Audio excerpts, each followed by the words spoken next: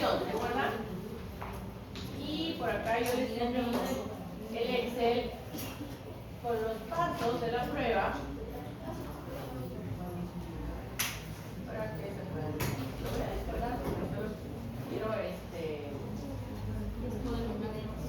quiero recordarle los pasos. Todas las pruebas tienen los mismos pasos.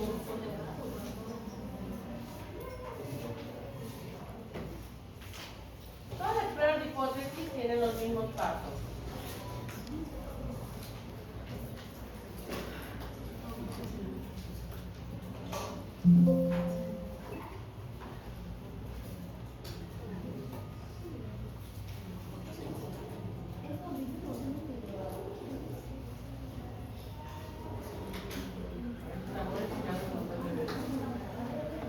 Aquí tienen los pasos, ¿no? Los pasos, por ejemplo, de la prueba. Mira cómo ha puesto asociación.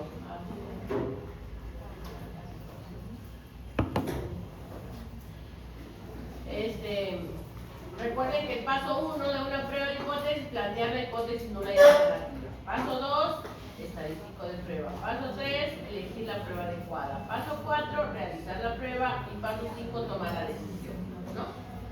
Entonces, esos mismos pasos es para todas las pruebas. Hoy haremos otras pruebas, pero con esos mismos pasos. Ya no lo vamos a detallar al pie de la letra porque yo asumo que ya lo aprendieron, ya lo saben, ya lo memorizaron. Lo que vamos a hacer es aprender las otras pruebas teniendo en cuenta principalmente el paso 1 y luego la... Miren, también la semana pasada las pruebas de correlación tienen como objetivo ver cuánta relación hay entre dos variables. Se realiza la prueba de correlación para ver cuán relacionadas están dos variables.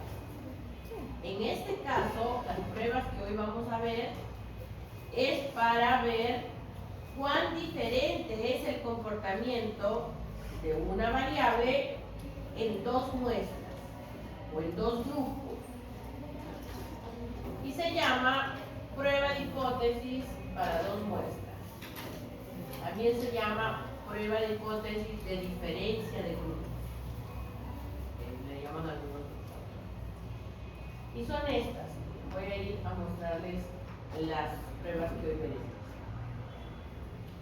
Primero, es importante que el dato sea numérico. Por eso, cuando hemos hecho la base de datos, nos hemos esmerado mucho, he insistido mucho con que el funcionario esté trabajado de preferencia con escala Likert y que tenga códigos del 1 al 5 y que hagamos las dimensiones, que las podamos sumar y que luego los niveles, ¿de acuerdo? Y que tengamos la columna de dimensiones en números. Es porque estas pruebas se hacen con la parte numérica, o sea, con las sumas. Hay dos situaciones. Una situación es cuando las muestras son relacionadas y otra cuando las muestras son no relacionadas. Cuando las muestras son relacionadas y los datos son normales, porque después que identificamos la muestra relacionada o no relacionada, tomamos la información que queremos probar, hacemos la prueba de la normalidad y si en la prueba de la normalidad sale que los datos son normales, se hace la prueba paramétrica de estudios de muestras relacionadas. Y si sabe que los datos son no normales, hacemos la prueba no paramétrica que se llama Wilcox. Cuando las muestras son no relacionadas o independientes, hacemos la prueba de la normalidad y sale que los datos son normales. Entonces, hacemos la prueba paramétrica de student de muestras independientes. Y si al hacer la prueba de la normalidad sale que los datos son no normales, entonces hacemos la prueba no paramétrica o de vanguardia. Entonces, hay 4 pruebas diferentes, si ven acá, 4 estadísticos de prueba. Solo se hace uno en función a lo que hayas hecho. Entonces, el primer paso está identificar esa parte. Lo que estoy haciendo es de muestras relacionadas o de muestras independientes. ¿Cómo puedo saber si debo aplicar la prueba de hipótesis de muestras relacionadas o de muestras independientes? Les voy a explicar como ejemplificando, ¿no? Normalmente estas pruebas de esta diapositiva se usan cuando uno hace un experimento. O sea, cuando uno hace algo para que la variable de respuesta se mueva. ¿Qué es la variable de respuesta? Ese algo que queremos medir.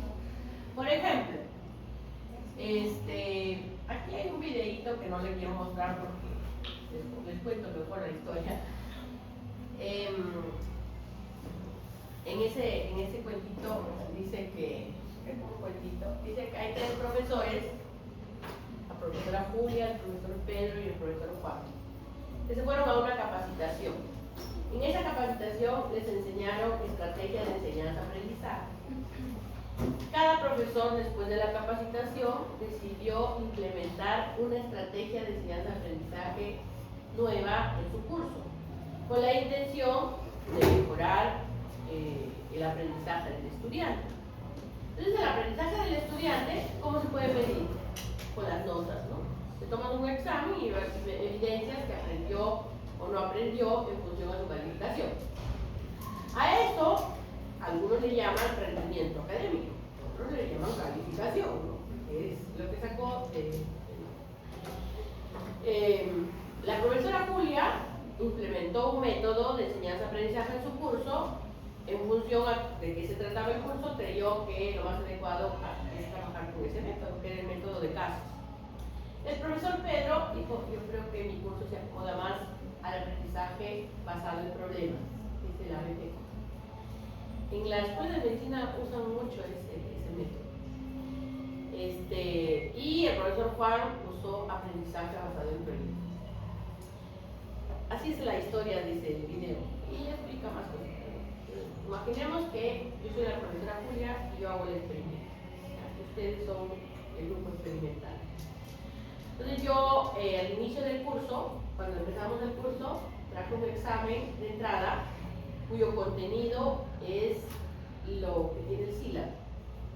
Y les tomo el examen de inicio, al que se llama el pretest. Les tomo a todos el examen. La lógica indica que tendría que sacar bajas notas porque aún no llevan el curso. Y las preguntas serían de los contenidos del curso, que aún no dictamos, para poder medir cuánto saben de los temas. Hay algunos que tendrán un conocimiento previo y otros no. Luego, durante 4 meses, les enseño el curso de Estadística y Análisis de Datos con mi metodología de enseñanza-aprendizaje, aprender haciendo. Yo hago la clase y ustedes aplican en su trabajo. Así hago yo, ¿no? Entonces, clase hecha, clase aplicada. Yo hago la clase y ustedes después de su trabajo lo replican, ¿no? Esa es mi metodología. Entonces, yo quiero saber si mi metodología es efectiva, si realmente funciona, si con esa metodología el estudiante aprende. Entonces, como le tomé el examen delante, durante 4 meses les enseñé el curso así. Finalizado el curso en la semana 16, les vuelvo a tomar ese mismo examen, pero en la semana 16, con todos los contenidos del curso, para poder ver cuánto han aprendido, desde la entrada para la salida. La nota de entrada se llama, en términos técnicos de la prueba, el pretest, y la nota de salida es el post-test. También se le llama el antes y el después.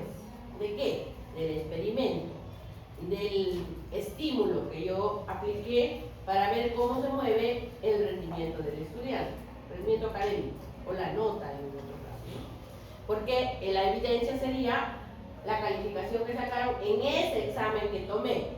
Hay otras evidencias más, ¿verdad? Pero yo, como evidencia para la investigación, sería la calificación, porque esa la puedo poner en una base de datos y comparar. Entonces, en la primera nota, generalmente los estudiantes sacan 0.3, 0.1, 0.4, casi todos salen con bajas notas. Después de los 4 meses, cambia la situación, ¿no? Sacan 15, 16, 18. Entonces, si por ejemplo tu compañera en la prueba de entrada sacó 0.4, después de 4 meses en la prueba de salida, ella misma ahora sacó 16.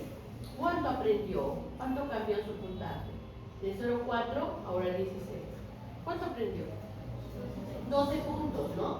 12 puntos ha incrementado en su aprendizaje con la metodología de enseñanza-aprendizaje. Otro que sacó, por ejemplo, 0,2, ahora tiene 18, otro que sacó 0,6, ahora tiene 14. No todos tienen el mismo comportamiento, pues no, algunos aprenden, otros no aprenden. No a todos les llega la metodología de la misma forma también. Entonces, la idea es que así funciona el proceso. Una prueba de entrada o una medición, porque no siempre es examen, no es una medición del antes, se aplica el experimento y luego una medición del después. Comparas el resultado del antes y el después uno a uno, ¿no? Él tiene su nota del antes y el después, él su nota del antes y el después, ella su nota, todos tienen su nota del antes y el después. Entonces se llaman muestras pareadas o muestras relacionadas. Porque fíjense que a la misma unidad de análisis estoy midiendo en dos momentos la misma variable. Ahí estamos en esta situación, muestras relacionadas.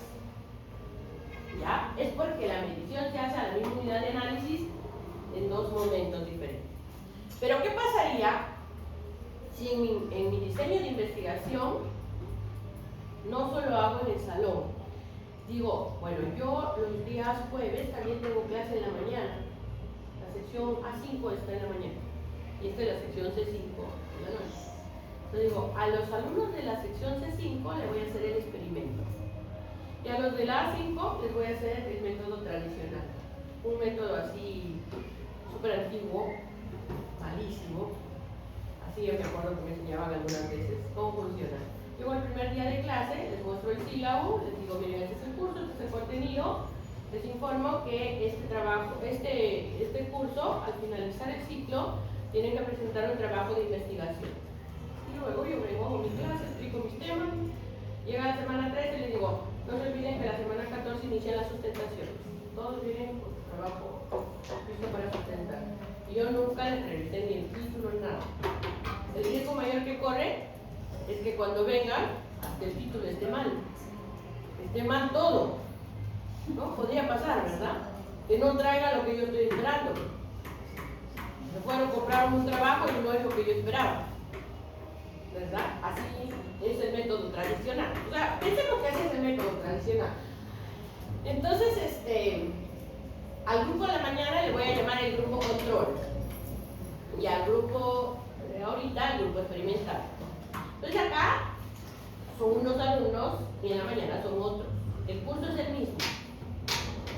Estadística y análisis de datos. Incluso yo soy la profesora de la misma, ¿no?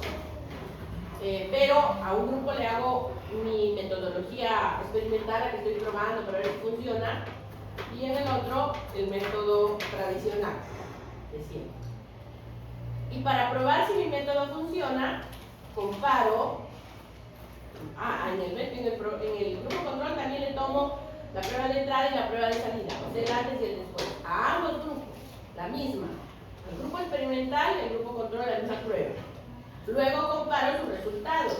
Del antes, del grupo experimental versus el control, y el después del grupo experimental y del grupo control. Ahí es muestras no relacionadas. ¿Por qué? Porque estoy midiendo en dos grupos diferentes. También hago el antes y el después porque tengo que saber cuánto cambió, pero la comparación no lo hago con el mismo sujeto, sino lo hago con el par. En este caso, con el grupo control se llama.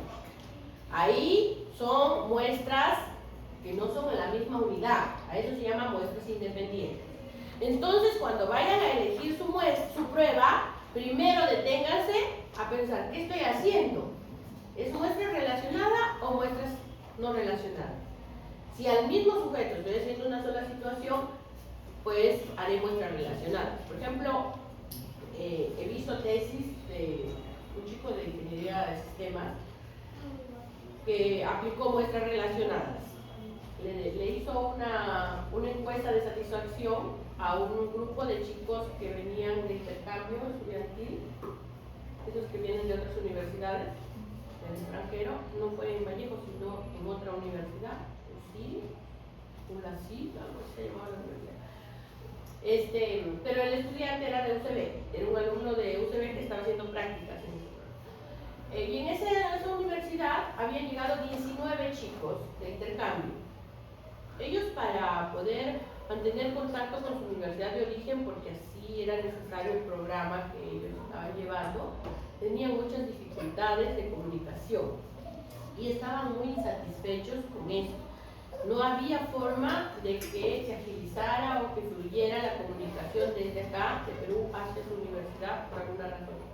Entonces el chico lo que hizo es diseñó un software de acuerdo a la necesidad de los chicos de intercambio, pues, ¿no? Les hizo una entrevista, les preguntó qué es lo que buscan, qué necesitan, por qué están tan descontentos, cómo les ayudo. Entonces ellos le contaron lo que necesitan, pues, ¿no? Y él les diseñó un software, lo implementó y ellos lo utilizaron. Pero antes de utilizar, primero les tomó una encuesta de satisfacción. ¿Cuán satisfechos están con el programa de intercambio? Con sus preguntas asociadas al programa de intercambio que tenían. Luego les implementó el software que diseñó acorde a sus necesidades. Y después de eso, pues lo usaron como un mes, porque no lo usaron ni mucho tiempo. Como un mes, les volvió a tomar la encuesta de satisfacción. ¿Cómo se sienten ahora? ¿Cuán satisfechos están? Y luego comparó la satisfacción de eran solo 19 chicos, del chico 1, su satisfacción del antes y su satisfacción del después del mismo chico respecto al programa. Pero el antes y el después de qué? Del software que le puso un nombre Ciscar, algo así le puso, de nombre al software, con el que ya los chicos de intercambio pudieron utilizar y que fluya su información de mejor manera. Entonces ahí no necesitó grupo control, y porque no había tampoco, solo él tenía 19 chicos de intercambio. ¿Qué controlaría? No podría, ¿no? Entonces la situación se dio para que solo haga con un grupo que se llama, o el diseño, cuando yo llevo metodología les hablará un poco más de eso, pero es un diseño particular que se elige en la investigación, que es un preexperimento. Y se puede trabajar con un solo grupo por la necesidad, que en ese caso se acomodó muy bien a la muestra relacionada porque midió en dos momentos al mismo grupo. Pero también, por ejemplo, tuve otro caso de una chica de educación inicial que midió la agresividad de los niños de inicial.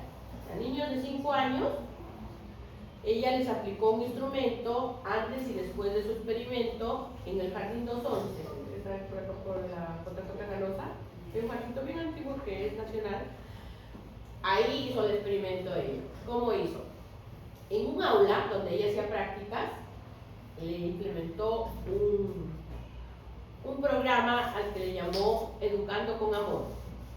Y a la otra aula, en la que ella no hacía la práctica, pero podía entrar y ver porque era la vecina, como que ella estuvo en 5A y vio que en el aula del 5B, que era la del salón de al lado, con la otra profesora, dejó que la profesora aplique su metodología, la costumbre, ¿no? Su método tradicional. ¿Sobre qué? Sobre la situación de la agresividad de los niños. Hay instrumentos, así como hay instrumentos para medir el estrés, para medir el aprendizaje, para medir la autoestima, hay también para medir la agresividad. Hay teorías incluso. Ella incluso me contó cómo funciona la teoría psicológica, ¿no? Un niño de esa edad, un poco más grandecito que después no, porque están en jardín, de 3 a 5, ellos están conociendo el mundo, pero están aprendiendo todo lo que ven, ¿no? Todo lo que van conociendo del mundo van absorbiendo. Entonces, por ejemplo, si un niño, dice, según lo que indicaba la teoría, si un niño en casa recibe maltrato, o sea, sus papás le pegan, cuando va al jardín, él le pega a sus compañeros, o le pega al auxiliar, a la profesora, si tiene un comportamiento agresivo, o grita y así, ¿no?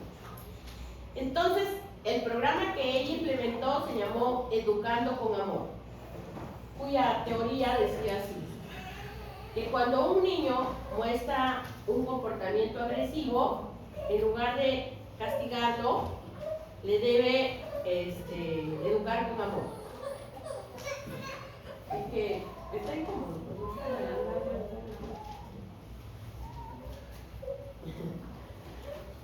A ver, despierten a tu compañera que vive a pasear al bebé en lugar que duerme. Anda con tu compañera, acompáñala que pasea a su bebito en lugar que duerme. ¿Estás durmiendo? Pero anda a tu casa entonces. Anda a tu casa, te cuentas en tu cama y descansas con mucha comodidad. Pero no te quiero ver dormir acá.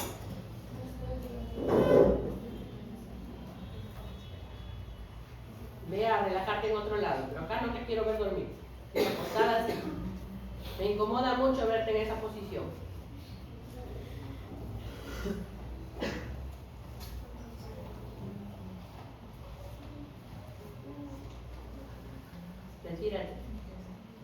Implementó el programa que se llamaba Educando con Amor. Entonces el niño se portaba mal, tenía un comportamiento agresivo. Con el método tradicional, la profesora de ese jardín, que es un jardín bien antiguo allá, así esos emblemáticos, tenía uno de los castigos que aplicaba a los niños, era el rincón del castigo. En el salón habían puesto ahí incluso un cartel que decía el rincón del castigo. Y cuando el niño, por ejemplo, le pegaba a su compañerito, le rayaba la tarea, le quitaba sus colores, eso, la profesora, te estás portando mal, tienes que ir a reflexionar al rincón del castigo. Y lo ponía mirando a la pared para que reflexione con su actitud. Ese es un castigo que daban en ese caso. Otro castigo que era ya un poco más fuerte era dejarlos sin recreo. Todos los niños salían al patio a jugar y a él lo dejaban encerrado, que mire por la ventana mientras los demás juegan afuera. Y uno que era ya súper intenso, que en verdad era más peor. No había regla, golpe, no. Era darle la lonchera. No le dejaban ni tomar su lonchera. Le decomisaban la lonchera. Así era el tratamiento. Claro, cualquiera, ¿no? Imagínense que no se meta con su lonchera, dicen algunos, ¿no? Pero así era el castigo. Entonces los niños, pues la lógica es que ya no me porto mal para no quedarme sin mi lonchera o para no quedarme sin recreo, ¿no? No me gusta ir al rincón del castigo mientras los demás están jugando. Porque son chiquitos, pues no son niños de jardincito. Ya. Así eran los castigos en el jardín. Pero ella, la chica, la tesista, ella decía, así no funciona, con eso la agresividad se incrementa. Y lo que hay que hacer es educarlos con amor. Porque esos, como les digo, esos niños no tienen maldad en su mente, en su corazón. Ellos solo actúan y repiten lo que ven. Entonces a ellos decía que la teoría indica que hay que educarlo con amor, así.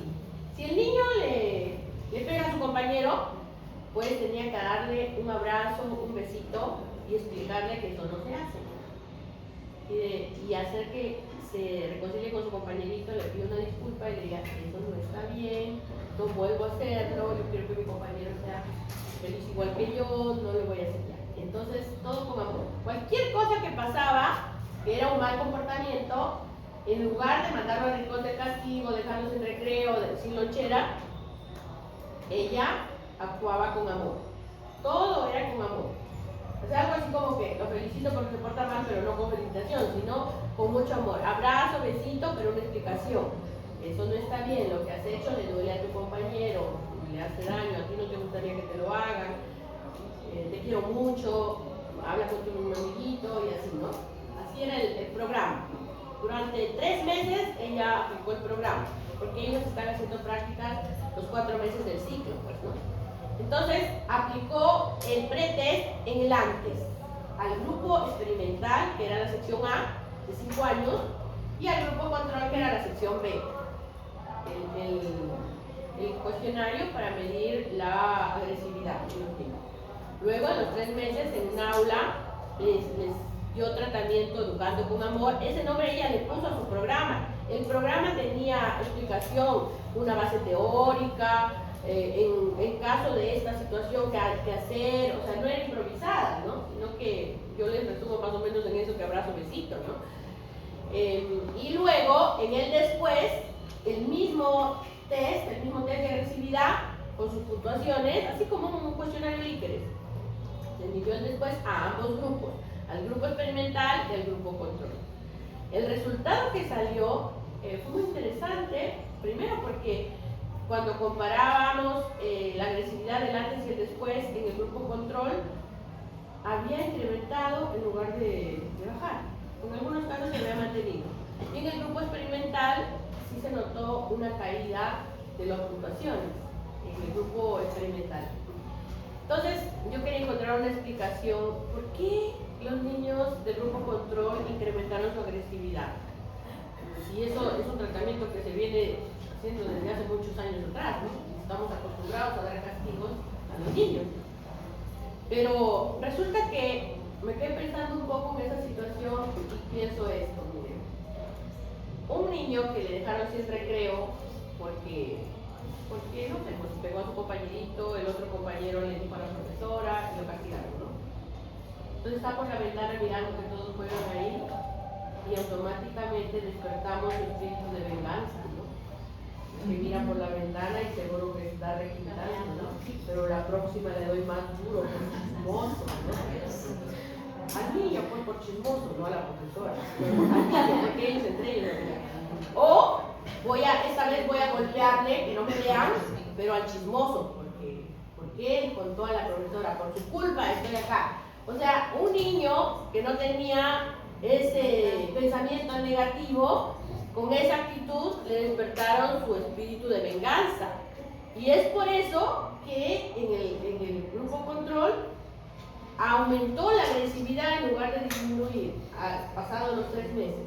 Que no es la intención, porque la profesora no actuó así para que el niño se haga más agresivo, sino que con el instrumento que ella midió, pudo demostrar que aumentó el puntaje de agresividad en los niños de 5 años. Y ese tipo de experimentos se hacen con estas pruebas. Y no solo esos, pues cualquier otro experimento, en cualquier situación, algo que haga que cambie la variable de respuesta, que es esa que estás midiendo. En ese caso, la variable de respuesta era puntaje de agresividad. En el otro caso era nivel de satisfacción con el programa de intercambio o cualquier otra variable. Por ejemplo, en el trabajo de investigación, en la base de datos de competencias digitales y satisfacción con el servicio de enseñanza virtual, la razón de ser de ese trabajo es saber cuánto satisfecho está el estudiante con el servicio de enseñanza virtual. Solo que ahí no hay un experimento, ¿no? Pero la razón de ser es que el estudiante debe estar satisfecho, porque el estudiante es lo más importante en la universidad, es el cliente y además es el producto. La universidad forma a ese estudiante y es el producto final, es el que sale y da la cara por la universidad.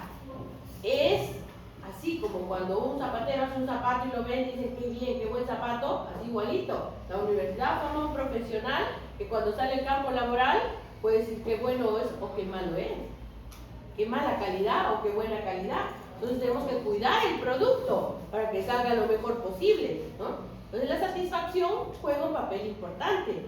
Ahí en ese trabajo, si fuera un experimento, la variable de respuesta sí podría ser satisfacción, ¿no? Porque es la razón de ser, ¿verdad? Pero claro, ahí en ese trabajo no es con experimento, es correlacional. Pero con esa base vamos a hacer un ejemplo sobre esto porque sí podemos hacer comparaciones, ¿ya? Entonces, ese tipo de comparaciones es la que vamos a ver cómo se hace ya de manera práctica. No olviden qué características tiene el grupo, los grupos relacionados y los no relacionados o independientes. Bien.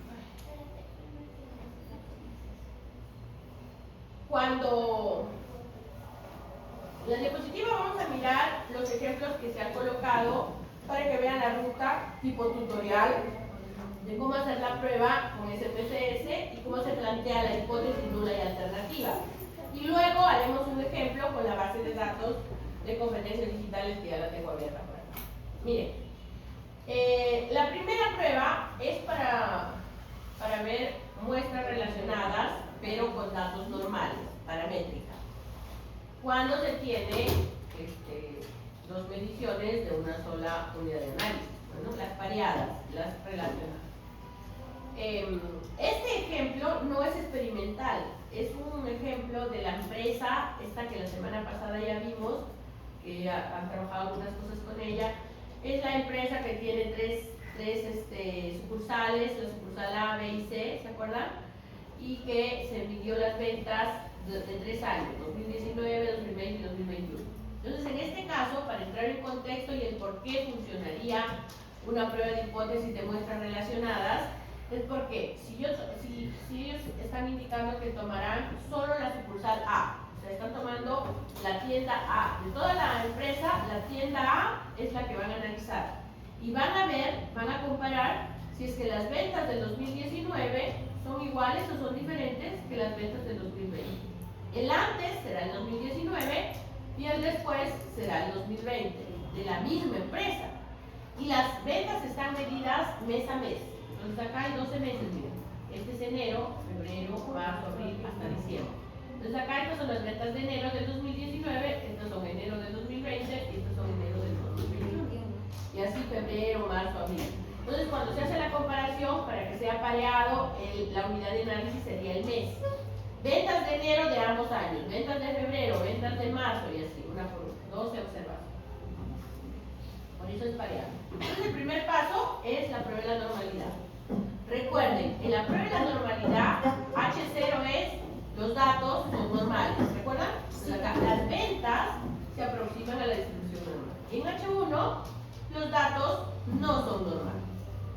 Bien, hacemos la prueba y acá tienen la normalidad de las ventas del 2019 y las ventas del 2020. Shapiro-Wilk porque son 12 datos menos 50, ¿no?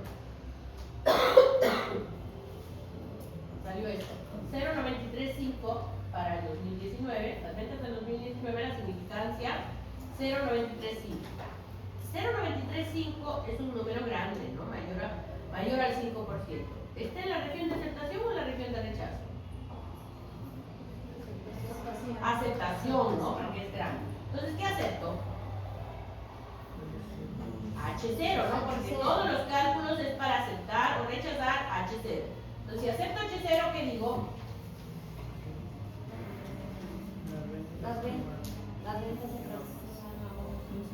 Las ventas se aproximan a una distribución normal. Así son normales. Del 2020 igual, ¿no? Porque 0.42 también es grande. Entonces, los dos grupos sí tienen comportamientos normales. Sí son normales. Si son normales, prueba paramétrica, que sería la prueba de muestra relacional. ¿Cuál es el planteamiento de la comparación? Porque lo que buscamos es demostrar que las ventas del 2019 son iguales o son diferentes. Entonces, en H0 se dice, las ventas promedio del 2019 son iguales a las ventas promedio del 2020. Recuerden que mu es el símbolo de promedio. Y en H1 o en HA, las ventas promedio del 2019 son diferentes a las ventas promedio del 2020. Recuerden, si en una afirmo algo, en la otra la niego, ¿no? Entonces acá yo digo, las ventas de ambos años son iguales. Y acá, las ventas de ambos años son diferentes. Eso es lo que quiero probar ahorita, ya que he identificado que es la prueba paramétrica de muestra relacionada. La ruta es esta: analizar, comparar medias, prueba T de muestras relacionadas y luego esta cajita. Aquí las ventas del 2019, aquí las ventas del 2020. Importante mencionar que cuando armas la base de datos, tienes que tener una columna del antes, una columna del después. Así es como en dos columnas. Es el orden necesario. Entonces ingresas la variable 1 por acá y la variable 2 por acá. El orden es muy importante. El orden ayuda a la interpretación. Tú puedes colocar el 2020 primero y luego el 2019, o al revés, pero tal como tú colocas la variable acá, lo debes interpretar. Entonces, miren, aquí entró primero el 2019 y luego el 2020. Entonces, cuando has hecho la prueba, porque acá luego se pone a aceptar y sale esta prueba, en esta prueba dice así, miren, el 2019 menos el 2020. Así está. Las ventas del 2019 menos las ventas del 2020. Cuando hacemos una resta, ¿cómo funciona? Por ejemplo, si yo digo 5 menos 3, ¿cuánto sale? 2. Y si yo digo 3 menos 5, ¿cuánto es el resultado de 3 menos 5? Menos 2. Menos 2. El signo importa, ¿no? Entonces, cuando sale negativo, quiere decir que el después es más grande que el antes. Y cuando sale positivo, quiere decir que el antes es más grande que el después. ¿Verdad? Entonces, porque cuando el antes es 5 y el después es 3, sale 2 positivo. Pero cuando el antes es 3 y el después es 5, sale negativo. Entonces acá, miren, al hacer la resta ha salido menos 6, menos 6.332. ¿Eso qué quiere decir? Porque sale negativo, ¿no?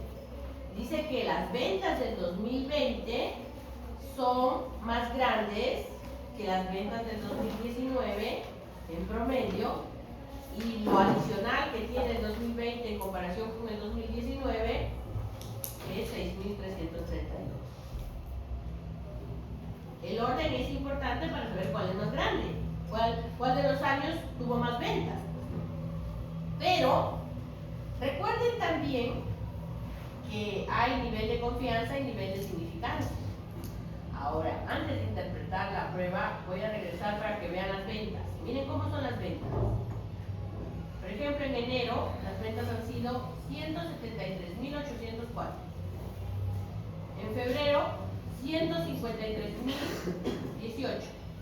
150.863. O sea, estas ventas, por acá 136.671, están por encima de 130.000. O sea, esas ventas son en números grandes, ¿no? Por encima de 100.000. 136.000, 150.000, 170.000. Ahora bien, esta resta de 6.000 es como cuando comparas 100, 100, de 100 en 100 y luego 60 céntimos, ¿no? ¿Es importante el 60 céntimos? O ya el 6 soles, pues no es tan bajito. Si yo tengo este dinero 100, 100, 200, 300 y luego tengo un vuelto de 6 soles, ¿es relevante? ¿O es un sencillito que le puedo dar a mi hijo de propina? Es algo chiquito, ¿no? Estaría dentro del margen de error, ¿verdad? Dentro de la significancia de la prueba, porque no es significativo. Entonces, la prueba de hipótesis, por eso se interpreta así. La diferencia es significativa o es no significativa. No se dice es idéntico, es igualito, sino se dice significativo. Entonces, miren, al hacer la prueba, esta es la prueba, la que está aquí al final. Miren cuánto ha salido la significancia de la prueba. 0.235. 0.23 es mayor o menor que 5. ¿Menor o mayor que 5%? ¿Cómo se escribe el 5%? 0.05, ¿no? Entonces es mayor. ¿Está en la región de rechazo o en la región de aceptación? De aceptación. Aceptación. ¿Y qué ha aceptado? El H0. Entonces, ¿qué concluyó? ¿Qué concluyó? ¿Qué concluyó? Este es el H0. ¿Qué concluyó? ¿La prueba es de relación o es de comparación? Relación. No. ¿Dónde dice relación? Es de comparación, esta es otra prueba, no es relación. Aquí lo he leído incluso. Esta es el promedio de las ventas del 2019, son iguales al promedio de las ventas del 2020. Y acá, las ventas del 2019 en promedio son diferentes a las ventas del 2020.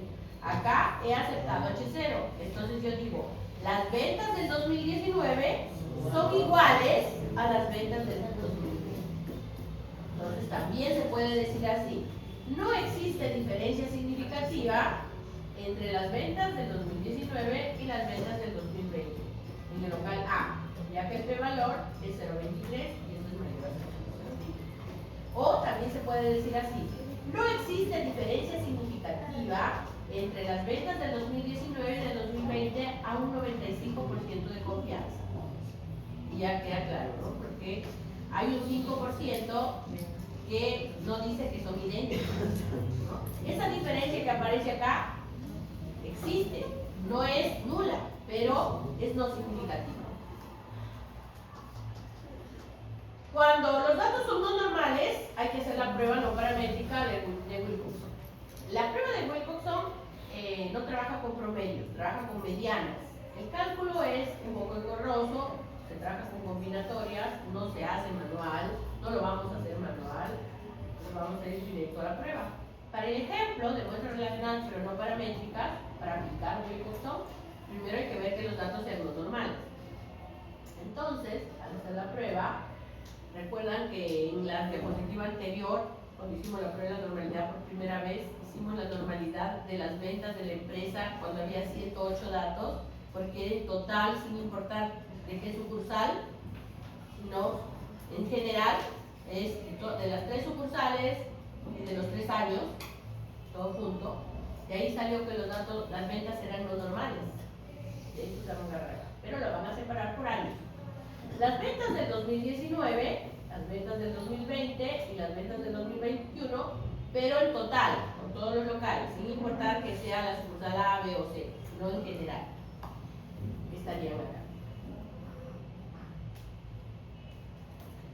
Hacemos la prueba de la normalidad. Acuérdense que la prueba de la normalidad en el SPSS, estadísticas, analizar, estadísticas descriptivas, explorar, ingresas las dos variables que quieres medir. En este caso serían las ventas del 2019 versus las ventas del 2020 totales y sale esta significancia. Miren cómo sale: 0.001, mayor o menor que 5%. Menor. Entonces, ¿qué digo? En la prueba de la normalidad.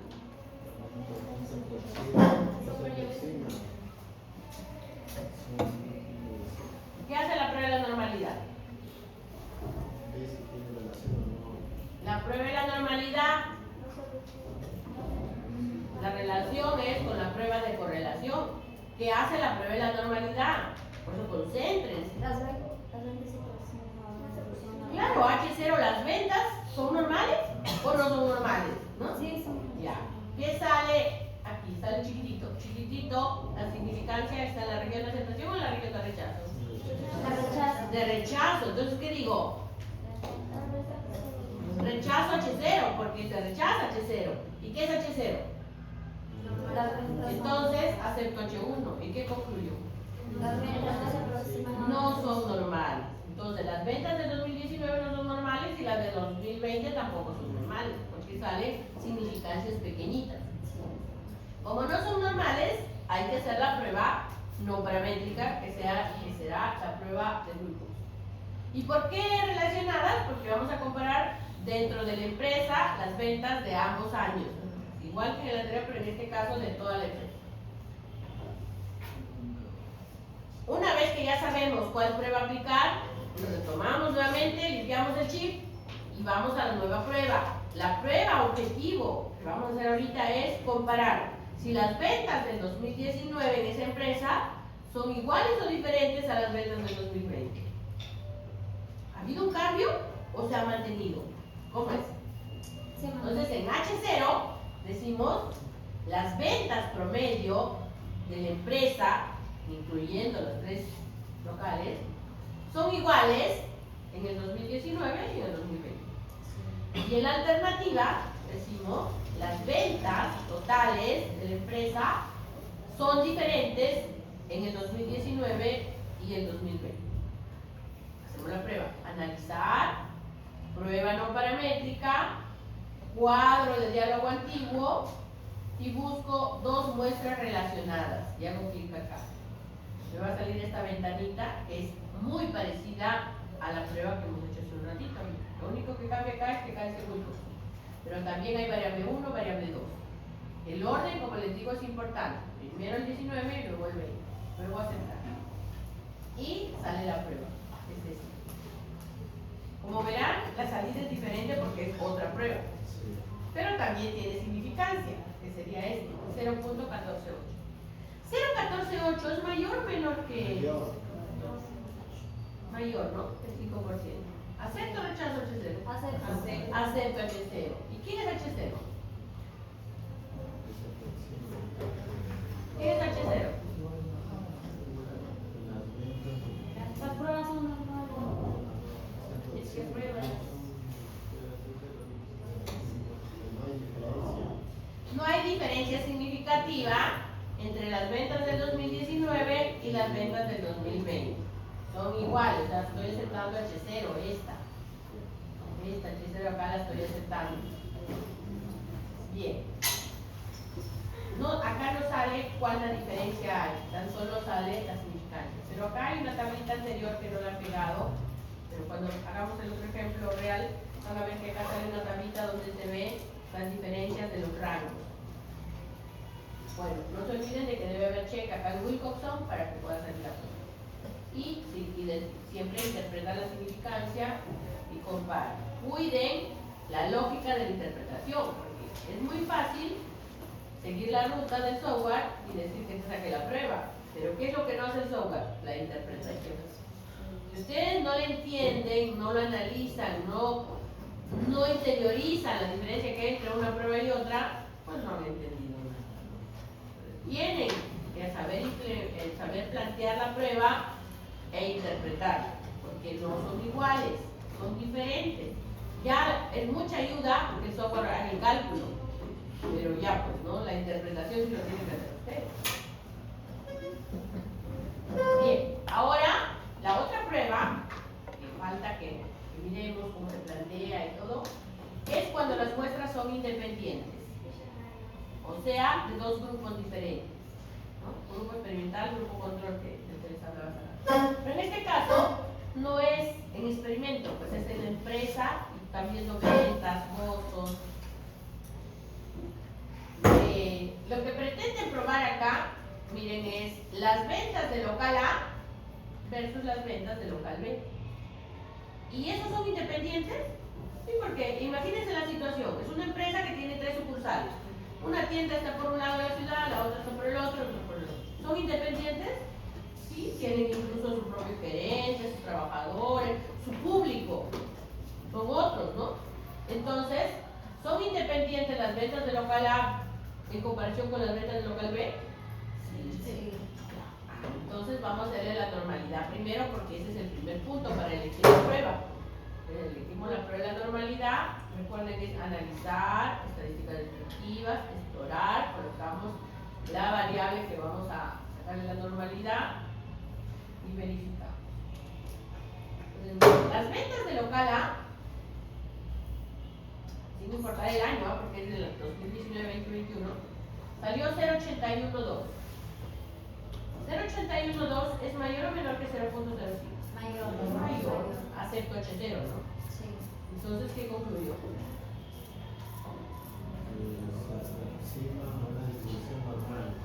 Las ventas sí siguen, de local A sí son normales, sí siguen una distribución normal.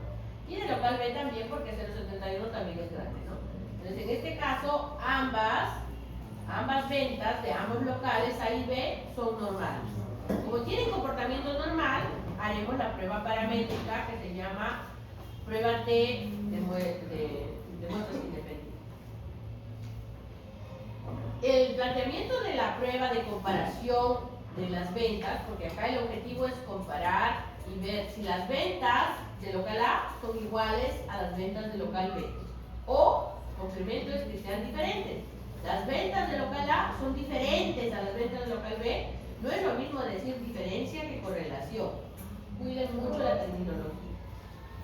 Ahora bien, en H0, yo digo, las ventas promedio de local A son iguales a las ventas promedio de local B. Y acá, las ventas de local A son diferentes a las ventas de local B. La data, miren cómo está ordenada. Las ventas en una sola columna. En cambio, para la prueba anterior, las ventas han estado año 2019 acá, 2020, 2021, ¿verdad? Es diferente el orden de la información. Acá las ventas están en una sola columna, hacia abajo. Y acá están los locales, local A, B, C, hacia abajo. El local A es código 1, el local B es código 2, el local C es código 2. Es muy importante también. Y bueno, al ladito está el año. Las primeras son las ventas del 2019, luego siguen las del 20, luego las del 21. Hacia abajo, fíjense que hay 3 columnas, pero todas las ventas están en una sola. En cambio, en la prueba anterior estaban columna por columna las ventas año a año, para poder compararlas, el par. El orden de la información juega un papel fundamental.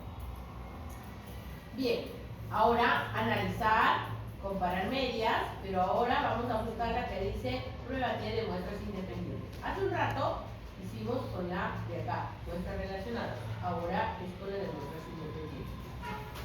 ¿Sí? Y aparece esta ventanita. Aquí, donde dice variable de prueba, colocamos la variable que queremos comparar, que en este caso son las ventas.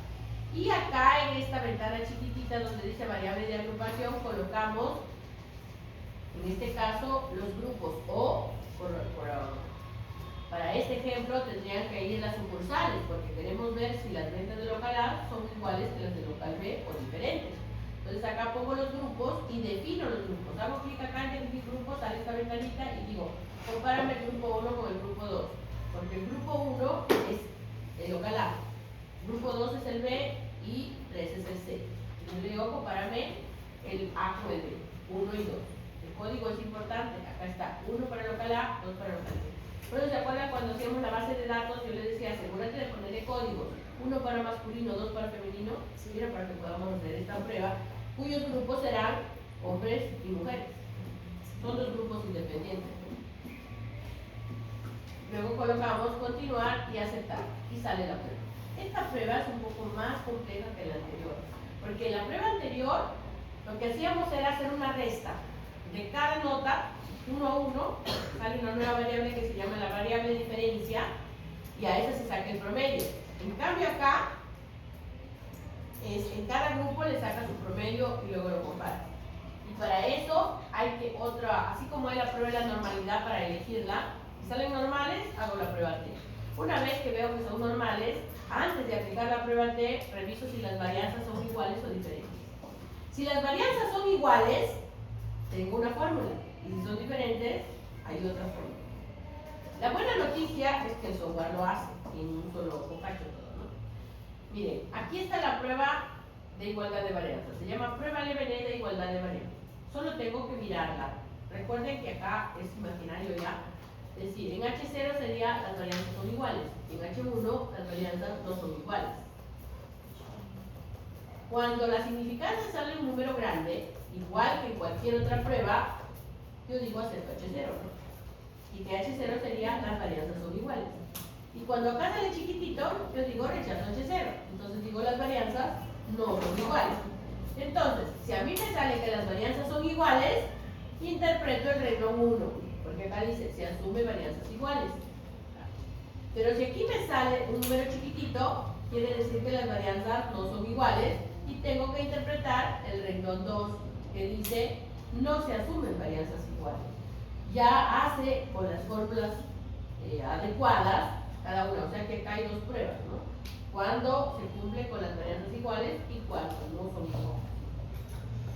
Bien, esta significancia es grande, entonces quiere decir que las varianzas son iguales y tengo que interpretar el renglón 1. Y aquí está la significancia de la prueba. Sale un número 0.00 y algo, ¿no? Es un número chiquitito.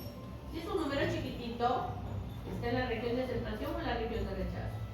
Rechazo. Rechazo. ¿Y qué he rechazado? Diferencias entre las ventas de local A. ¿Qué he rechazado? ¿Qué he rechazado?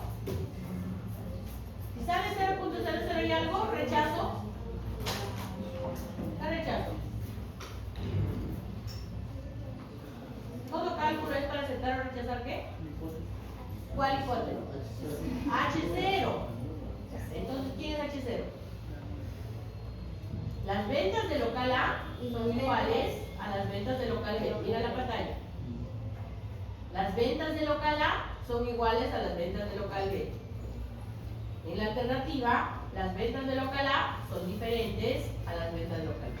Entonces, cuando aquí en la prueba digo rechazo H0, ¿qué concluyo? ¿Por qué he rechazado esta? Entonces, ¿qué concluyo? Concluyo que las ventas de local A no son iguales a las ventas de local B. También se puede decir, existe diferencia significativa de las ventas de local A y las ventas de local B, porque he rechazado H0 para aceptar H1. Y en H1 dice que las ventas de A son diferentes a las ventas de B. Y miren cómo está aquí la diapositiva. Miren, sale chiquitito y miren qué han puesto. No existe diferencia entre las ventas de local A y B, ya que el P-valor es menor a 0.05. Lo que indica que se rechaza la hipótesis. O sea, rechaza la hipótesis nula, pero dice que no hay diferencia. Es una incoherencia, ¿no? ¿Saben por qué ha ocurrido eso? Porque han hecho copiar y pegar de acá. Han copiado esta interpretación de acá y la han pegado acá. Y no han corregido el no, porque acá tendría que decir sí. Acabamos de decir que sí hay diferencias significativas. Entonces, la persona que ha hecho esta diapositiva está igual que los alumnos cuando copian, pegan y luego se editan bien, ¿no? Y luego sale cualquier cosa. Entonces, eso no debe pasar. Este no es un sí. Por favor, anótenlo porque cuando ustedes vayan a estudiar, vayan a revisar la diapositiva y quieran usarlo de plantilla para interpretar, van a entrar en confusión porque esa interpretación está mal hecha. Por eso no se puede confiar así ciegamente a repetir lo que dicen, porque no siempre nadie es perfecto y se equivoca. Bueno, vean, esta diapositiva tiene un error. Y digo, alguien lo ha hecho porque no lo he hecho yo. Resulta que en las diapositivas, cada ciclo le dan a un equipo que lo haga a nivel nacional. Y a veces le toca Trujillo, a veces le toca Piura, a veces le toca Lima, a veces le toca Tarapón. Entonces, a quien le haya tocado esta vez, pues esos responsables, seguramente se les ha ido ese detallito al hacer el copy y pega de un lado al otro. Y porque ellos, miren, no lo han puesto en editable. Todo lo han subido en PDF para que no hagamos modificación. Y no quieren que cambie. Entonces, por ejemplo, cuando nos toca a nosotros a Trujillo hacer las diapositivas, yo soy de la idea de ponerlo en editable, en un PowerPoint, para que el profesor que quiera lo edite, lo corrija, lo cambie, ¿no? Por ejemplo, si estuviera ahora en editable, yo lo corrijo, ¿no? Corrijo el error y ya ustedes cuando lo tengan lo tendrán mejorado, ¿no? Pero no todos tenemos la misma forma de ver las cosas y no todos, pues, piensan igual también, ¿no? No sé cuál ha sido la intención de ponerlo así fijo, pero, pues, estamos sujetos a errores, ¿no? Nadie es perfecto, todos nos podemos equivocar, pero debería estar en editable. Bueno, ya notaron que hay un error ahí, ¿no? Sí. Cuiden la interpretación, porque si ustedes hacen mal, todo va a salir mal. O sea, tú puedes saber todos los pasos de la prueba, pero si interpretas mal, toda tu prueba está mal. Y no queremos que esté mal, queremos que esté bien. Bueno, cuando los datos son no normales, no se cumple con la normalidad y las muestras son independientes o no relacionadas, entonces hay que hacer la prueba no paramétrica Ullmann-White, que tiene esta formulita. Como les digo, no hacemos el cálculo manual, solo es informativo esta parte, trabaja con medianas. Y también hay que hacer el primer filtro, la prueba de normalidad. En este caso, por el ejemplo, va a comparar las ventas de la empresa del local B y el C, porque se acuerdan que hicimos la semana pasada y el C salía no normal y el A y B salía normal. Cuando uno no cumple, hay que hacer la no paramétrica. Entonces acá está, el local B es normal y el local C no normal. Es no normal porque la significancia sale menor al 5%. Eso ya lo vimos la semana pasada. Como son no normales, hay que hacer la prueba Ullmann. Vamos por acá. Esta es la data, la misma que la anterior. Fíjense que acá los locales A, B, C se entiende que está hacia abajo y acá lo sabemos. Entonces acá hacemos analizar, prueba no paramétrica, cuadro de diálogo antiguo y aquí dos muestras independientes. Hace rato entramos a dos muestras relacionadas, ¿no? En este caso dos muestras independientes. Sale esta ventanita, colocamos acá las ventas y acá los locales. Al definir un clic acá y va a abrirse una ventanita que es esta. Y declaramos que el grupo 1 es el código 2, porque estamos comparando el local B con el C. Entonces, el local B es código 2 y el local C es código 3. Por eso es que acá va 2 y 3. 2 para el local B, 3 para el local C. Colocamos continuar y aceptar. Y asegúrense de que haya un check en U de Maguire, porque si no está con el check acá, no va a sacar la prueba. Entonces, hacemos un check acá, aceptar y sale la prueba, que es esta. Miren lo que salió. Sale un número chiquitito en la significancia de la prueba, ¿no? Si es un número chiquitito, es menor al 5%, acepto o rechazo. Rechazo. H0, ¿no? ¿Quién es H0? ¿Quién es H0?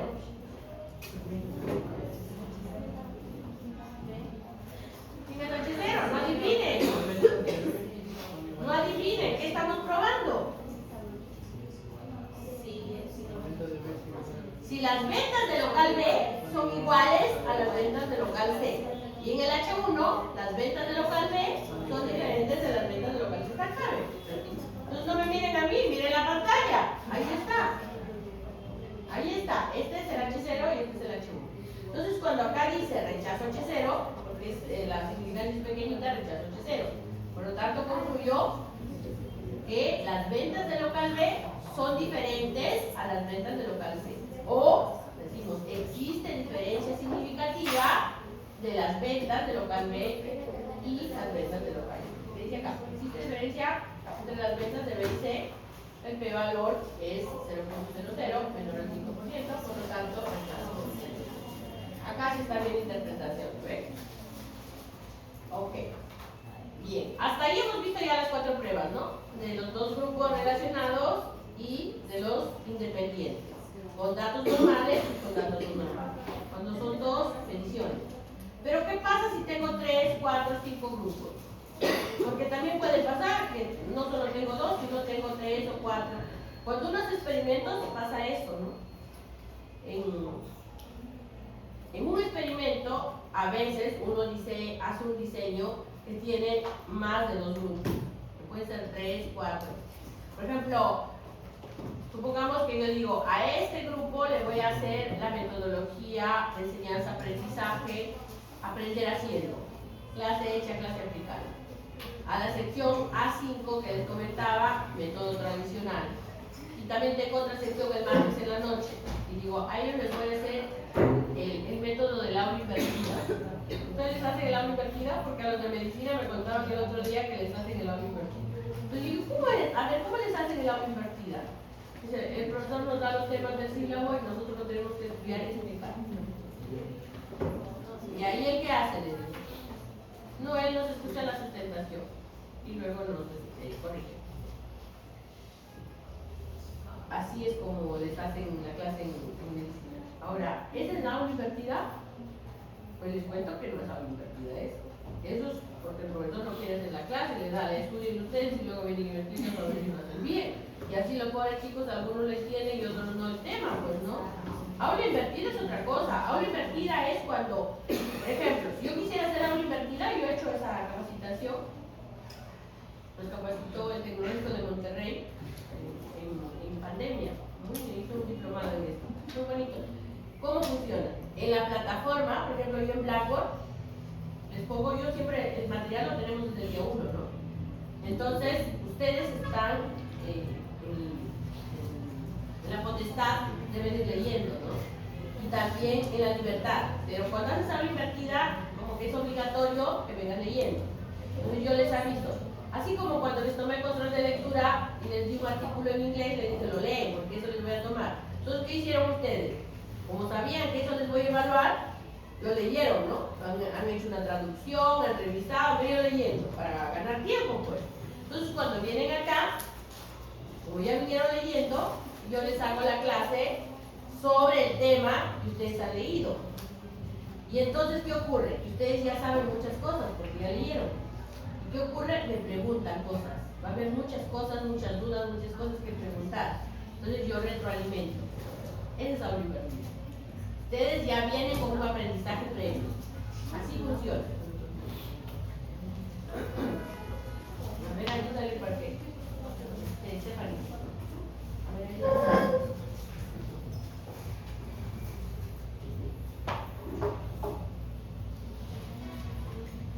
Entonces, ahí es otro método. Y ya, pues si yo tengo 3 grupos, tendría la sección C3, C5 y A3, ¿no? Para que no se despegue. También está para que no. Entonces, si hay 3, y si tengo otra aula, porque también tengo otra aula el lunes en la noche, puedo comparar con 4. Y a la aula del lunes en la noche le hago otro método. Digo, le voy a hacer estudio de casa.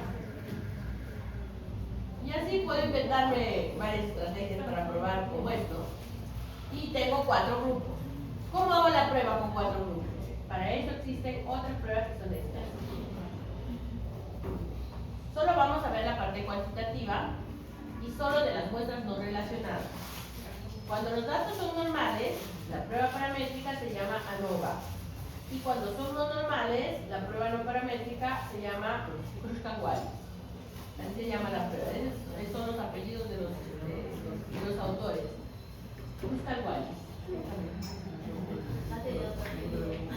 ¿Ya? Así es el nombre que tiene. Pero hace lo mismo que la ANOVA, solo que comparte grupos. Igual que las pruebas que ya vimos, pero comparte grupos. Entonces el primer paso, hacer la normalidad. En este caso, por ejemplo, para la empresa, como tiene 3 grupos, tiene 3 sucursales, ¿no? Comparemos las ventas de local A, el B y el C. Se acomoda perfecto. Justamente por eso lo he puesto. Y miren, ahí está. Las ventas de local A, normal. Las del B, no, ya quedan acomodado las del C para que salga normal. Entonces, como son normales, porque quieren mostrar una ANOVA. ¿Cómo es el H0? Así igualito que la otra prueba que ya vimos, ¿no? H0, ventas de local A iguales a las del B, ¿no? Pero en este caso, como son 3 grupos, las 3 sucursales venden la misma cantidad, en otras palabras, ¿no? Los 3 grupos son iguales. Y en la alternativa, la teoría dice que hay al menos un grupo que es diferente. Y su simbología es como esta. Si tienes 5 grupos, habrá 5. Si tienes 10 grupos, habrá 10. Soporta para cualquier cantidad de grupos. Pero casi nunca haces un experimento con 1000 grupos, pues, ¿no? Normalmente son discretos y son 5, 3, 4. El orden de la data es así. Abajo las ventas, que se acaban los locales. Igual que en el anterior, pero hay varios grupos. La ruta es así: analizar, comparar medias, ANOVA de un factor, y aparece esta ventanita. En la lista de dependientes colocas las ventas, que es lo que quieres comparar, y en los factores, ahí donde dice factor, colocas los grupos, que serían los locales, y colocas aceptar. Y esa es la prueba ANOVA. Aquí la significancia de la prueba, miren, es chiquitita, entonces yo digo rechazo, H0. ¿Quién es H0? Los grupos son iguales. Entonces concluyo que los grupos no son iguales. Los grupos tienen diferencias significativas. Y acá dice, miren, hay diferencias significativas entre grupos. Las ventas netas promedio son diferentes en al menos un local, porque sale chiquito. Ahora, ¿cuál es el local que vende menos o cuál es el local que vende más? No sabemos, ¿no? Aquí la prueba tan solo dice que hay diferencias, pero ¿cuál es el local que vende más o vende menos? Una opción es ver con la prueba post-hoc, se llama, esta. Acá haces un clic en este botoncito de post-hoc y te sale, pues miren, acá está haces un clic acá y te sale esta lista de pruebas. Hay un montón de pruebitas post-hoc.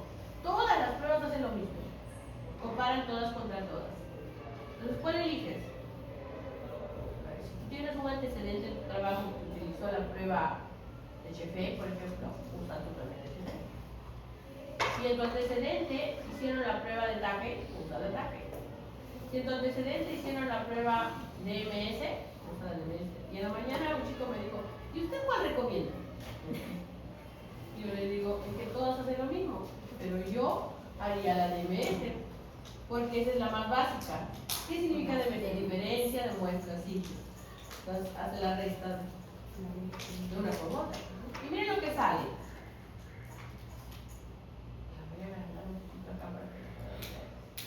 Ahí. Así sale la prueba. Es la que han hecho la prueba de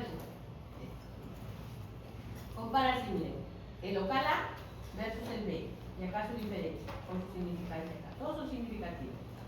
Luego el local A con el C, su diferencia, el local B con el A, el B con el C con el A, el C con el B. Acá su diferencia y su significancia. Ahora bien, ¿se acuerdan que hace un rato yo les decía que el orden es importante y que el signo significa algo?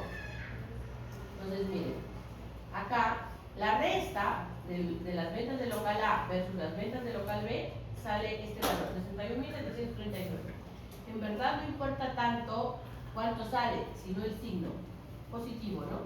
Si es positivo, quiere decir que A es más grande que B, o sea, las ventas del local A son más grandes que las del B, porque sale positivo.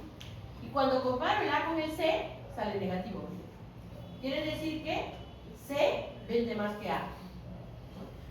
Cuando yo pongo en primer orden B, digo B con A, negativo. Quiere decir que A vende más que B. B con C, negativo. Quiere decir que C vende más que B. Cuando pongo C al inicio, C con A, positivo. O sea, C vende más que A. C con B, positivo. C vende más que B. ¿Cuál es la sucursal que vende más? La C, porque la C sale más alta en todos los casos, ¿no? Si yo quiero saber cuál es la sucursal que vende más, es C. Supongamos que la intención de ver las ventas es para poder tomar una decisión sobre la estrategia de ventas que aplican las sucursales. Podríamos luego recomendar que las otras dos sucursales usen la misma estrategia que está usando C porque funciona, ¿no? Por ejemplo, estrategias de promoción, estrategias de marketing, publicidad, esas cosas que hacen que vendan más, pues, ¿no? En las tiendas, ¿qué hacen? Por ejemplo, yo puse una oferta 3x2 y con eso he vendido este montón de dinero, ¿no? Otro dirá el otro día, no, yo hice una estrategia de 10% de descuento en el segundo producto, no vendió tanto. El otro dijo, yo puse una estrategia, mi estrategia de ventas es hacer mucha publicidad de volantes casa por casa. Tal vez funcionó o tal vez no funcionó. Esa estrategia que aplicaron las diferentes sucursales hizo que las ventas crecieran. Y en este caso se vende más. Sería ideal, si yo fuera la gerente, diría que hizo C para vender más. Apliquemos en la A y B.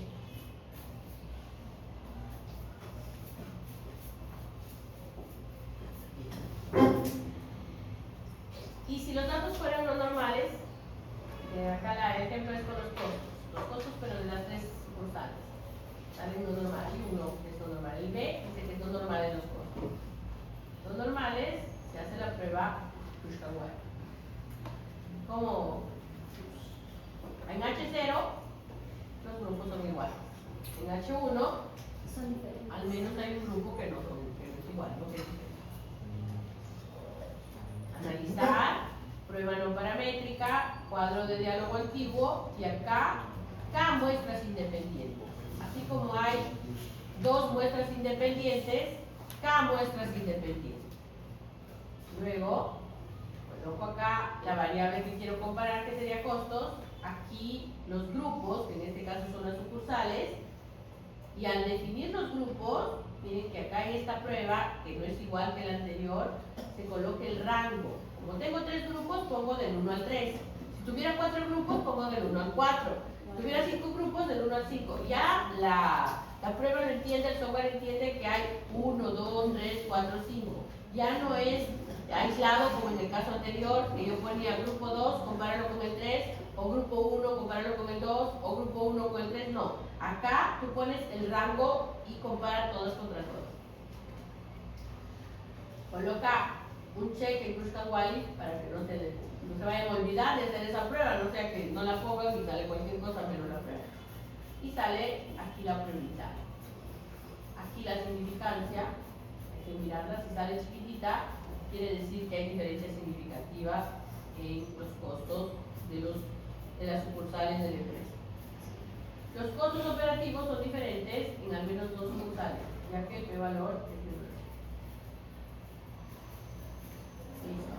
Hasta ahí la diapositiva 1. Ese es el ejemplo teórico, ¿no? Esa Esa comparación la vamos a hacer aquí, con esta base de datos.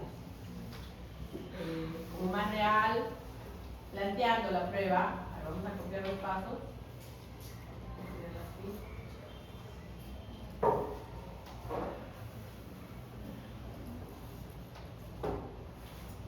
Esta sería la prueba de comparación. La prueba de comparación de dos grupos, ya sea dependientes o independientes, en este caso, para el ejemplo, serán muestras independientes, porque no tenemos ningún dato que tenga un antes y un después. Fíjense que hace un par de ciclos hice la prueba de muestras relacionadas con encuesta, sin hacer experimento. ¿Cómo hicimos? A un grupo que estaba dictando una aula de negocios internacionales, de administración y negocios, se llama. Bueno, estos chicos son de empresa, ¿no? El tema que abordaron fue el precio de la canasta familiar, desde el punto de vista económico. Entonces hicimos un cuestionario que fue dirigido a las amas de casa y a las mamás, a las amas de casa de Trujillo, fueron a encuestar este grupo. Y les preguntaron así, en preguntas abiertas y numéricas. Actualmente, ¿cuánto cuesta el litro de aceite que usted consume? Y fue en el 2022. Entonces las amas de casa saben cuánto cuesta el litro de aceite, ¿no? Compran tiempo. Y le dijo, me acuerdo que los precios oscilaban entre 11 y 14 soles, según marca y según el lugar donde lo compran. Entonces, 12 soles, 11 soles, 14 soles en el 2012. Y la pregunta siguiente del cuestionario era, antes de la pandemia, ¿cuánto costaba el litro de aceite que usted consume?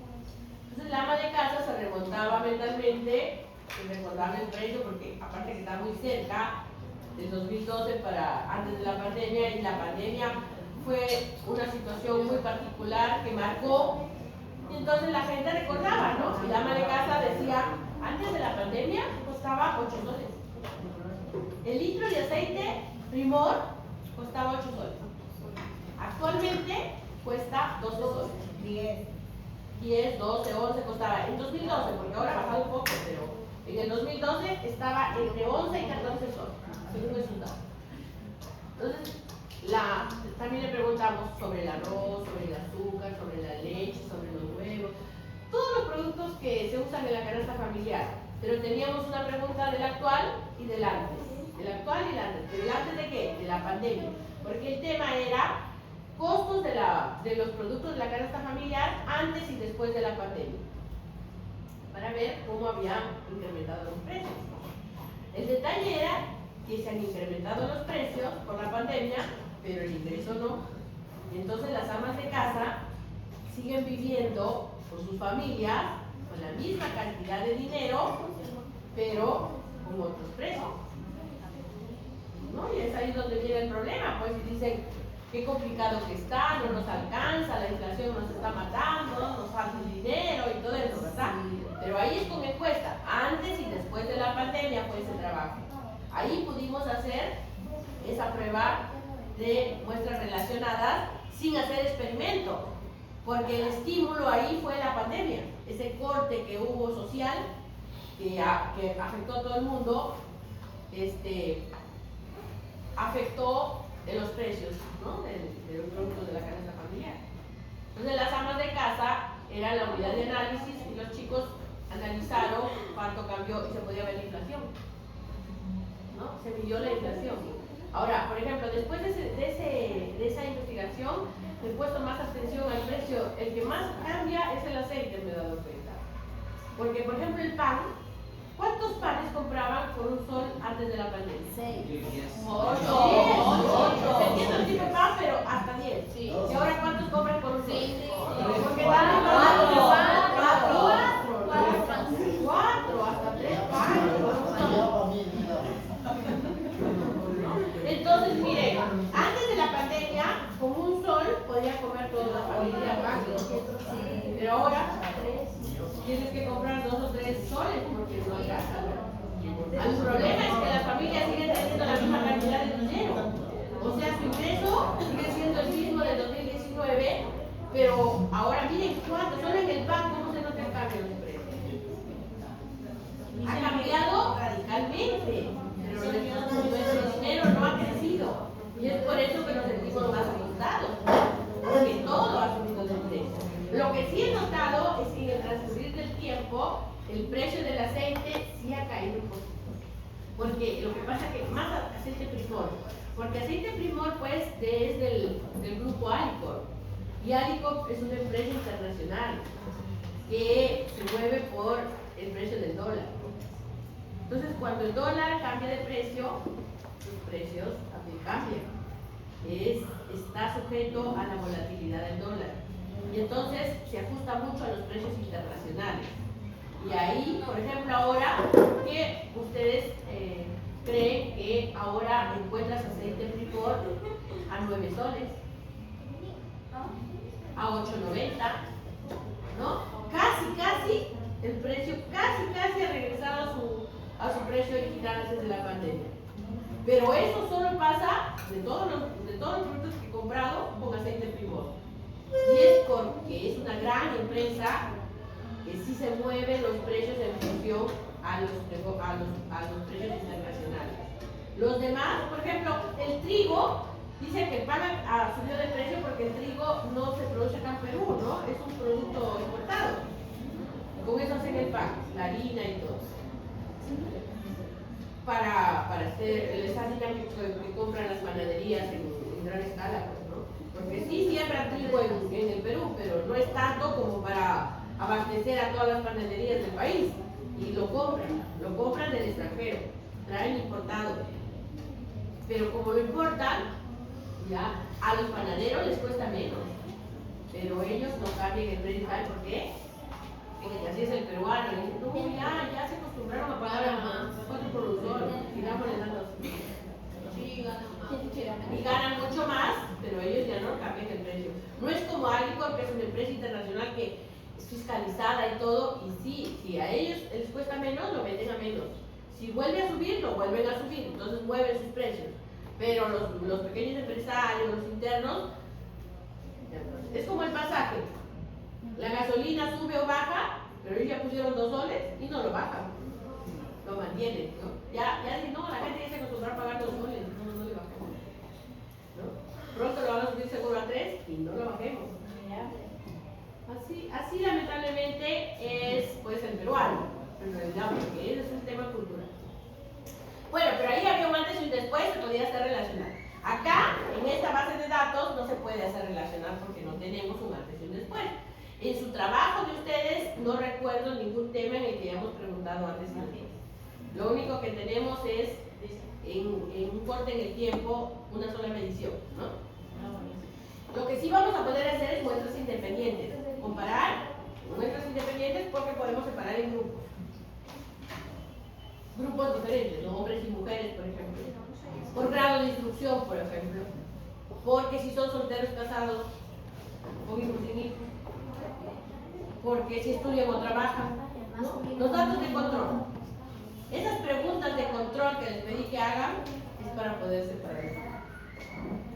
Entonces ha habido grupos que se han mandado solos y no han hecho preguntas de control. Pues ahora van a seguir para el segundo. Bien, a ver, vamos a plantear la prueba. Y lo voy a poner en texto para que no se les olvide, pero ahí hay que ponerle el símbolo, pues no. Mu, que es el símbolo de promedio, que sería, yo quiero probar esto.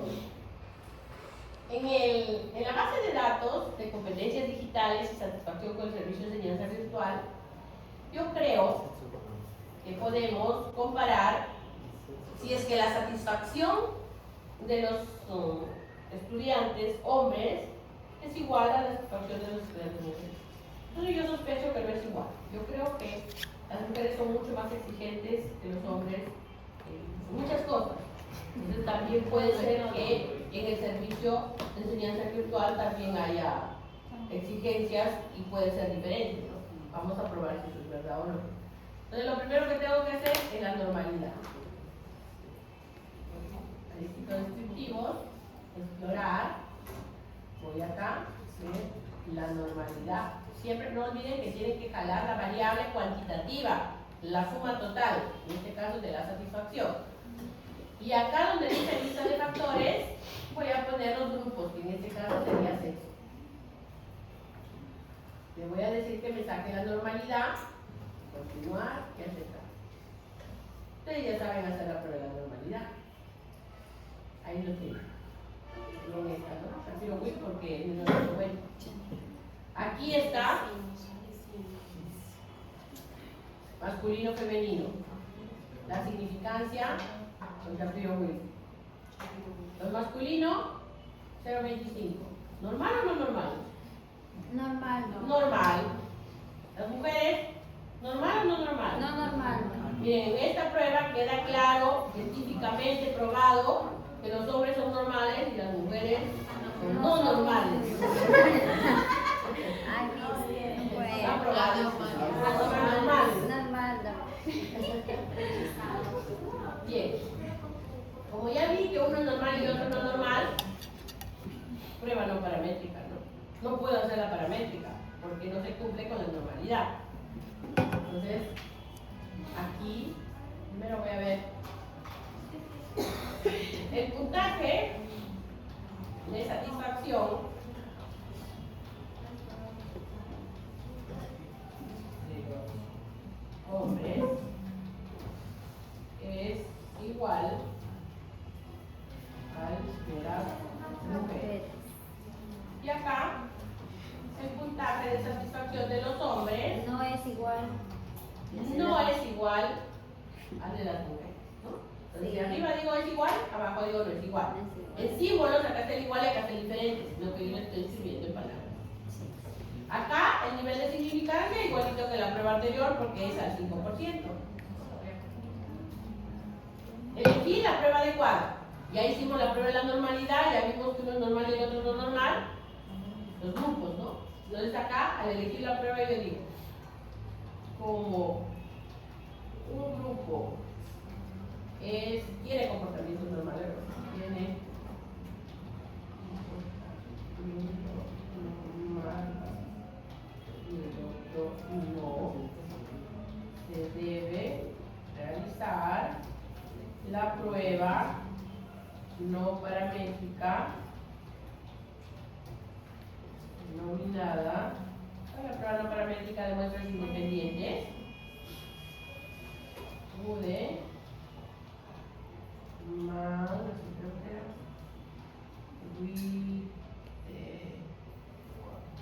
lo escribía. Vamos a mirar. Y yo me acuerdo con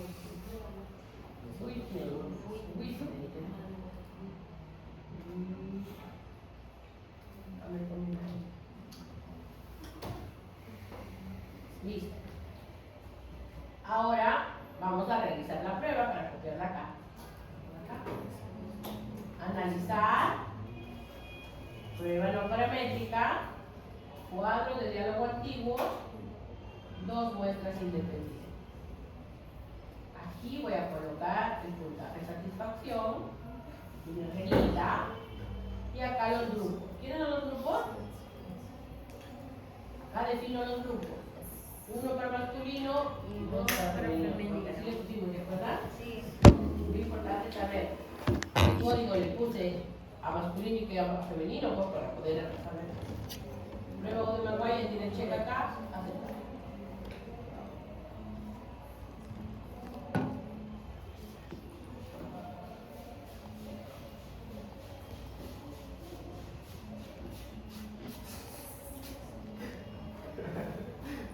No sale. Ahí está. Está pensando. Ahí tienen, mira. Prueba de Maguire. Esta es la tablita que la diapositiva no ha puesto. Es la que falta para entender mejor la prueba. Pero dos bis se copia. Sí, es mejor porque si no, no se entiende la prueba. Si solo pones esta, miren, por ejemplo acá, solo miro la significancia y miren que salió. 0.9. Es un número bien grande, ¿no? Sí. Muy cercano a 1. Es súper grande, acepto H0, ¿no? ¿Y quién es H0? El puntaje de satisfacción de los hombres es igual. es igual, solo diría no hay diferencia significativa del puntaje de satisfacción entre hombres y mujeres. ¿Sí? Pero fíjense que acá en los rangos puedo visualizar que el puntaje de satisfacción en hombres es 31.13 y en mujeres es 31.62. No son iguales. Sí hay una diferencia, sino que es muy pequeñita y no significativa. Entonces quiere decir que mi sospecha no estaba tan mala. Y sí había diferencia, solo que no es significativa. Entonces en la prueba podríamos jalar todo, no desde acá, se copia y subir. ¿Ah? ¿Ya?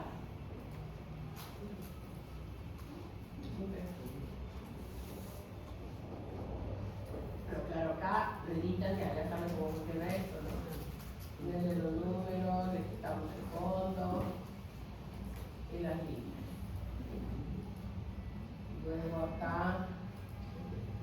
ponen el encabezado, dos líneas arriba, acá líneas arriba y acá el pegado. Acá no va.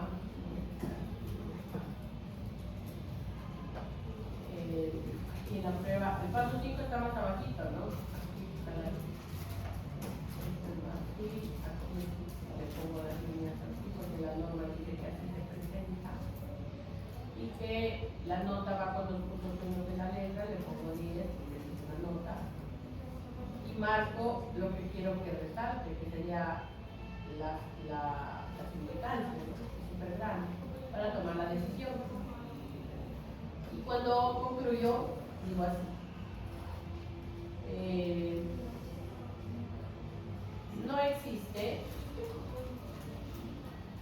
diferencia significativa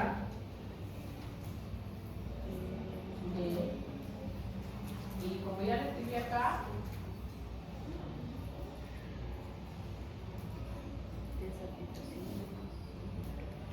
puedo ver esto, ¿no?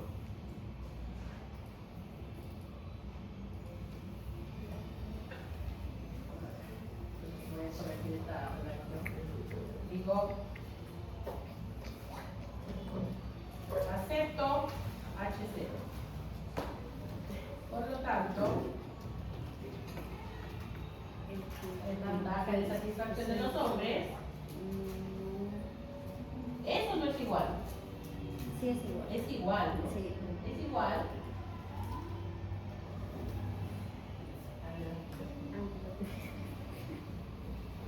Sí, ¿no?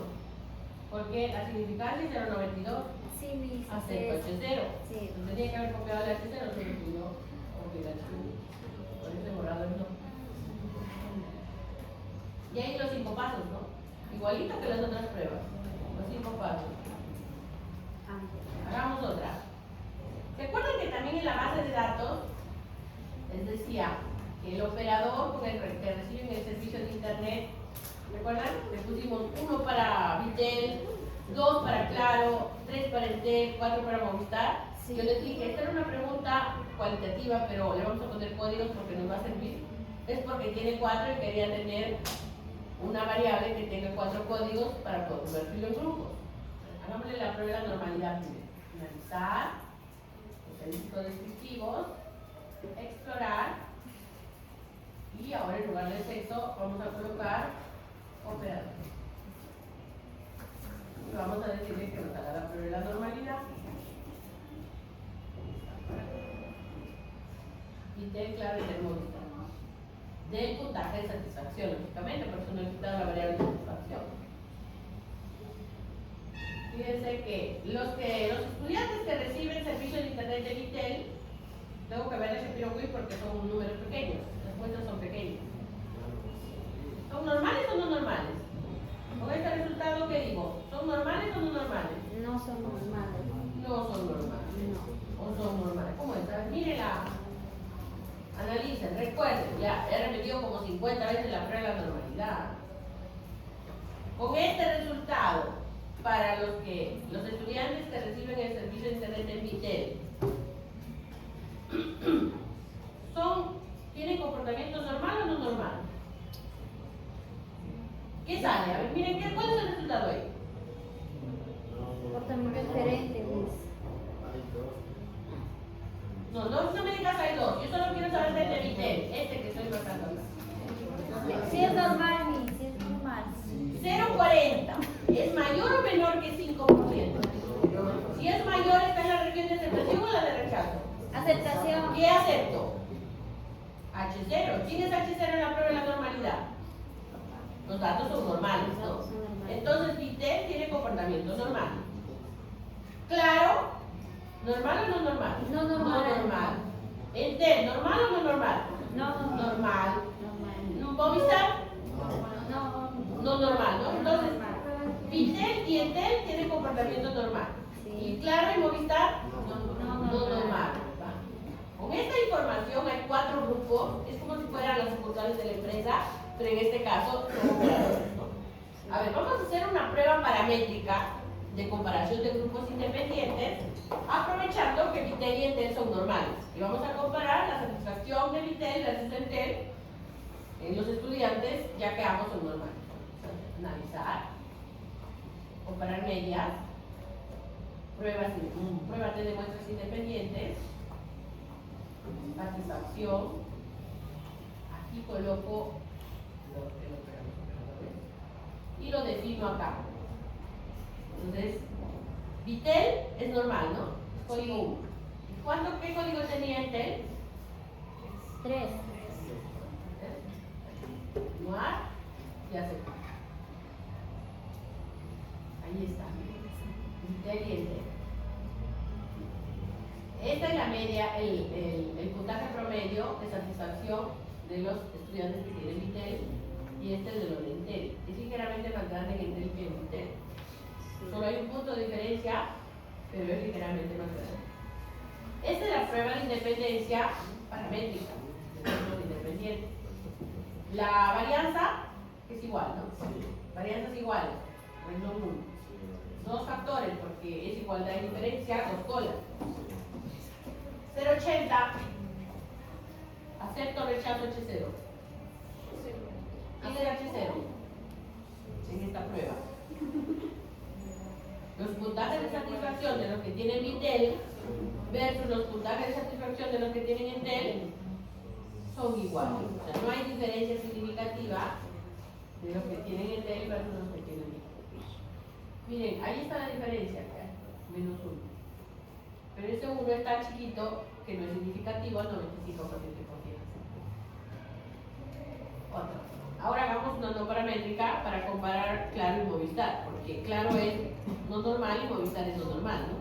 Entonces corresponde una no paramétrica. Entonces vamos acá, analizar, prueba no paramétrica, cuadro de diálogo antiguo, 2 muestras independientes. Satisfacción por acá, ahora en lugar de texto jalamos operador. Definir grupos, que sería 2 y 4, ¿no? Porque 2 es Claro y 4 es Movistar. Continuar, aceptar. Ahí lo tengo. También sale que no hay diferencia significativa, pero miren lo que sale acá. Podemos ver que Claro, su puntaje es 2589 y Movistar 2590. La diferencia es mínima, pero no son idénticos. Sin embargo, esa diferencia es no significativa. Por eso que la significancia sale tan grande, pues se acerca mucho a 1, ¿no? Súper alta.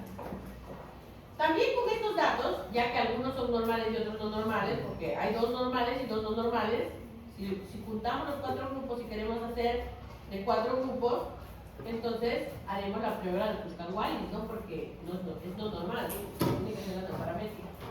Vamos acá, analizar, prueba no paramétrica, cuadro de diálogo antiguo, K muestras independientes. Acá colocamos la satisfacción, el puntaje. Acá los grupos, recuerden que acá los grupos van todos. Entonces acá el rango sería del 1 al 4 porque hay 4 operadores, ¿no? Vitel, Claro, Entel y Movistar. Y ahí está la prueba Kurzweil. Aceptar. Ahí lo tienen. Miren lo que salió. 0,94. O sea, no hay diferencia significativa entre los grupos. ¿Qué lógico? ¿Qué tiene que ver el operador con que llega el servicio a cómo dicta la clase, ¿no? Pero miren los puntajes. Aquí, esto por ejemplo la diapositiva no la presenta. Pero este es un ranking interesante que cuando uno hace un experimento puede realizar. Mira, aquí podemos ver, por ejemplo, que Entel lidera el puntaje de satisfacción con 34.14, seguido de Claro. En tercer lugar Movistar y el último lugar lo tiene Vitel. Ahí se ve, ¿no? Así aparece la satisfacción. Veis que la satisfacción con el servicio de enseñanza virtual, de cómo enseña el profesor en el campus virtual, no tiene mucho que ver con cómo te llega la señal de internet, ¿verdad? Y el alumno no valora eso a la hora que ve la clase. Si estuviéramos midiendo la satisfacción con el servicio de internet, otra sería la historia, ¿no? No sé qué saldría, pero en este caso no hemos medido eso. Yo solo estoy utilizando la variable como que para practicar, pero no es que sea la variable adecuada para separar grupos. Ustedes pueden separarlo por grado de instrucción, por estado civil, por alguna de las preguntas de control principalmente ayuda mucho a separar los grupos, para tener 2 o más grupos y puedan hacer la prueba de comparación de grupos. En su trabajo tienen que crear una prueba de comparación de grupos independientes. No vamos a ser relacionados porque no se puede, pero sí de 2 grupos independientes hacen la prueba de la normalidad. Si su normalidad les sale ambos normales, hacen la paramétrica. Si salen los normales, hacen la no paramétrica. Pero solo se hace una, porque no puedes hacer 2, ya que tu dato se adaptará solo a una de las 2 situaciones. Luego, para más de 2 grupos, también haces la prueba de la normalidad. Si tienes 3 o más, alguna variable que puedas acomodar a 3 o más grupos, haces la prueba de la normalidad. Si tus datos salen que hay alguna que es no normal, entonces aplicas la no paramétrica, que será como esta.